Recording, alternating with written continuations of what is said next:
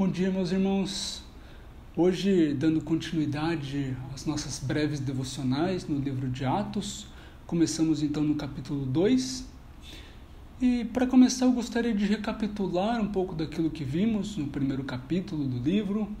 Faremos então a leitura dos 4 primeiros versículos desse capítulo 2, então uma breve exposição deste trecho e, por fim, alguns princípios, verdades, aplicações que podemos aprender deste trecho das Escrituras. Então vamos lá. O livro de Atos ele começa falando ali dos últimos dias de Cristo antes da sua ascensão. E gostaria de voltar ali, então, no livro de Mateus, nos últimos versículos. Cristo, pouco antes da sua ascensão, ele deixa uma missão para os seus discípulos. Ele diz o seguinte: ide, portanto, fazei discípulos de todas as nações, batizando-os em nome do Pai, do Filho e do Espírito Santo. Então foi essa missão que Cristo deixou para os seus apóstolos. E aqui, no começo do livro de Atos, vemos claramente ele dizendo sobre como eles deveriam fazer isso. Que eles deveriam ser suas testemunhas. E testemunha é aquele que não fala das suas próprias verdades, não fala daquilo que ele acha, daquilo que ele acredita, mas ele fala daquilo que ele sabe ser verdade, daquilo que ele viveu, experienciou, daquilo que ele viu. Ele fala então daquilo que Jesus fez e daquilo que Jesus ensinou. É disso que ele estava falando. E Cristo não diz para que eles vão naquele mesmo momento e façam isso, mas que eles esperem, que eles aguardem até que a promessa do Pai fosse cumprida, a promessa da descida do Espírito Santo sobre eles. E durante esse tempo em que eles estavam aguardando, o que eles fizeram? Eles ficaram ali sentados, de mão abanando, sem fazer nada? Certamente vemos que não. Eles continuaram em oração. Eles continuaram lendo as Escrituras, se preocupando com as Escrituras, colocando elas em prática. Então, eles escolheram a Matias como o novo apóstolo em substituição a Judas, assim como as Escrituras prescreviam, assim como eles deveriam fazer. Então, eles continuaram trabalhando, servindo, fazendo aquilo que as Escrituras prescreviam para eles, demonstrando o amor, o zelo que eles tinham para com a palavra de Deus. E é nesse contexto que entramos então agora no capítulo de número 2. Ao cumprir-se o dia de Pentecostes, estavam todos reunidos no mesmo lugar. De repente veio do céu um som, como de um vento impetuoso, e encheu toda a casa onde estavam assentados. E apareceram distribuídas entre eles línguas como de fogo, e pousou uma sobre cada um deles.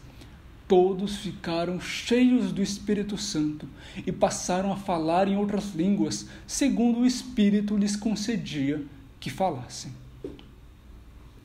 Então, o que vemos aqui? Pentecostes era uma das festas que os israelitas comemoravam anualmente.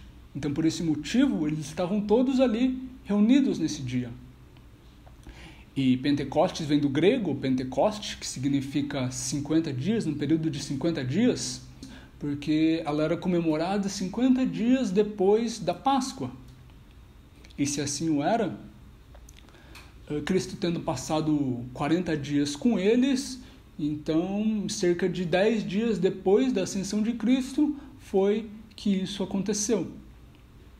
Nos versos 2 e 3, vemos então de fato a descida do Espírito sobre eles. E o Espírito não veio de uma forma invisível, de uma forma meramente espiritual, mas ele veio de uma forma visível, material. Os apóstolos eles puderam de fato ver aquilo acontecer, de fato puderam desfrutar das maravilhas de Deus operando ali sobre eles naquele lugar, cumprindo a sua promessa sobre eles. E aqui o Espírito Santo ele é retratado como o vento, como a língua de fogo, e esses são elementos que por vezes são relacionados ao Espírito Santo, o vento que sopra, o sopro de Deus, o fogo que purifica dos pecados. Então foi dessa forma que o Espírito veio sobre eles. E então todos ficaram cheios do Espírito. Aqui é importante distinguirmos quando falamos do batismo do Espírito Santo e do enchimento do Espírito Santo. O batismo acontece uma vez na vida do crente, quando ele é de fato regenerado, quando ele recebe nova vida em Cristo. Mas o enchimento do Espírito não. Estar cheio do Espírito, estar embriagado pelo Espírito, ser direcionado pelo Espírito Santo nas nossas ações, nas nossas atitudes, isso acontece diversas vezes em nossas vidas e deve ser assim. Por vezes deixamos que esse sentimento se esfrie em nossas vidas, então somos novamente cheios, enchidos do Espírito para voltarmos a andar nos caminhos, na direção do Espírito Santo, na direção de Cristo, na direção de Deus. E então aqui os apóstolos cheios do Espírito Santo passaram a falar em outras línguas. E aqui isso é uma questão importante, porque se no momento anterior o povo de Deus era o povo de Israel, agora não mais. Agora eles estão numa fase de transição entre o povo de Israel e a igreja de Cristo. Então eles necessitariam falar em outras línguas para poder pregar o Evangelho, para poder testemunhar de Cristo para os outros povos também. E era isso que estava acontecendo ali, é por isso que eles receberam esses dons. E o que podemos ver então desses acontecimentos?